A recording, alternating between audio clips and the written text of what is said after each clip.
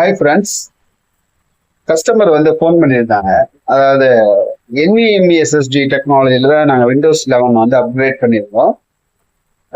Performance வந்து பாசிட்டிவாக வரணும்னு. பட் சில அப்ளிகேஷன் சாஃப்ட்வேர் வந்து ஒர்க் பண்ணுறப்ப சம்டைம்ஸ் எல்லா டைமும் அது மாதிரி ப்ராப்ளம் வருதில்லை. சம்டைம்ஸ் வந்து லேகிங் ஆகிட்டு அதுக்கப்புறம் அப்ளிகேஷன் வந்து ஓப்பன் ஆகுது அப்படின்னு சொன்னாங்க. அது என்னங்க சார் ப்ராப்ளம் அப்படின்னு கேட்குறாங்க. அதாவது நீங்க ஒர்க் வந்து இன்ஸ்ட்ரக்ஷன் வந்து என்ன டைப் ஆஃப் அப்ளிகேஷன் வந்து கொடுக்குறீங்கன்னு தெரியல.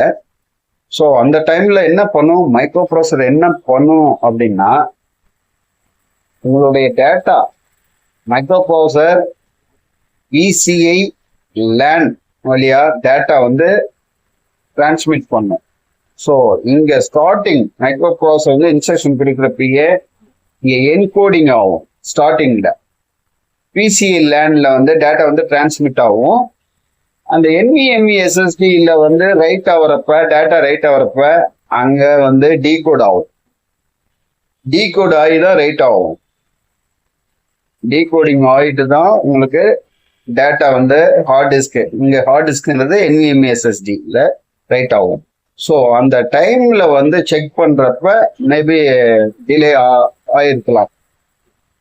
ஸோ இதுதான் ரீசன். அதனுடைய கேரக்டர் அப்படிதான். NVMe SSD கேரக்டர் அப்படிதான். தேங்க்யூ.